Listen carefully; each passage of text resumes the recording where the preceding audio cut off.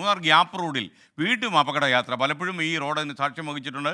തമിഴ്നാട് രജിസ്ട്രേഷനുള്ള വാഹനത്തിൻ്റെ ഡോറിൽ കയറിയിരുന്ന് മൊബൈൽ ഫോണിൽ ദൃശ്യങ്ങൾ പകർത്തിക്കൊണ്ടായിരുന്നു ഒരു യുവാവിൻ്റെ സാഹസിക യാത്ര. ഇപ്പോൾ പ്രേക്ഷകർ കാണുന്നത് അതാണ്, കണ്ടില്ലേ? അതാണ് ചെറുപ്പം എന്ന് പറയുന്നത്. ഇടുക്കിയിൽ നിന്ന് രാഹുൽ വിജയൻ ചേരുന്നു. Good morning Rahul Vijayan. ഈ ഗ്യാപ്പ് റോഡിൽ പോലീസ് നിരീക്ഷണം ഇല്ല എന്നാണ് നമ്മൾ മനസ്സിലാക്കേണ്ടത്. കാര്യം ഇടയ്ക്കിടെ ഇങ്ങനെയുള്ള സാഹസികന്മാരെ കാണുന്നല്ലോ അവിടെ.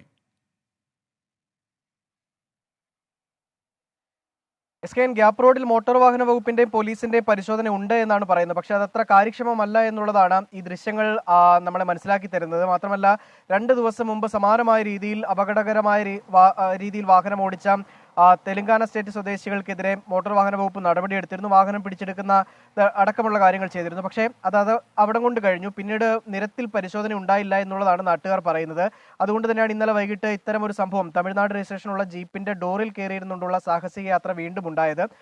ദേശീയപാതയിൽ കൂടുതൽ ക്യാമറകൾ സ്ഥാപിക്കണം, മോട്ടോർ വാഹന വകുപ്പിന്റെ പരിശോധന കർശനമാക്കണം എന്നടക്കമുള്ള ആവശ്യങ്ങൾ നാട്ടുകാരും വിനോദസഞ്ചാരികളും മുന്നോട്ട് വെക്കുന്നുണ്ട്.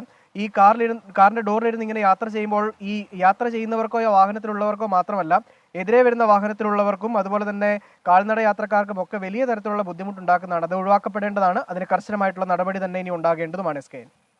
Thank you. രാഹുൽ വിജയനാണ് വിവരങ്ങൾ നൽകിയത്. എന്തായാലും മൂന്നാർ ഗ്യാപ്പ് റോഡ് കുറച്ചുകൂടി മോട്ടോർ വാഹന വകുപ്പ് ശ്രദ്ധിക്കണമെന്നാണ് നമുക്ക് തോന്നിയിട്ടുള്ളത്. മിക്കവാറും തമിഴ്നാട് രജിസ്ട്രേഷനുള്ള വണ്ടിയാണ് ഈ അതിർത്തി പ്രദേശമായി ഗ്യാപ്പ് റോഡിൽ കിടന്ന് കളിക്കുന്നത്. അവരുടെ കളി കുറച്ച് കുറയ്ക്കണം.